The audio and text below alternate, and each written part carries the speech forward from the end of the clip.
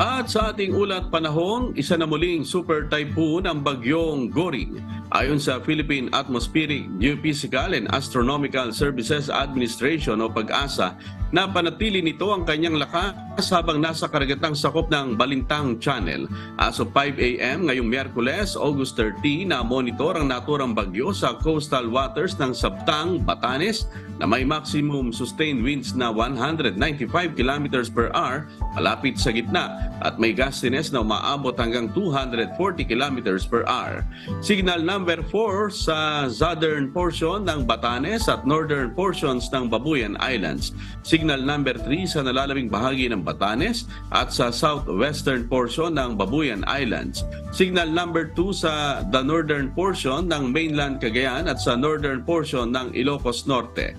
Samantala, signal number 1 naman sa nalalabing bahagi ng Cagayan, sa Apayao, sa northern portions ng Kalinga at sa Abra sa nalalabing bahagi ng Ilocos Norte at sa extreme northern portion ng Ilocos Sur.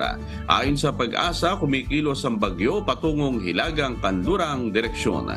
Sumigat po ang araw kaninang alas 5:44 ng umaga at lulubog naman mamayang alas 6:10 ng gabi.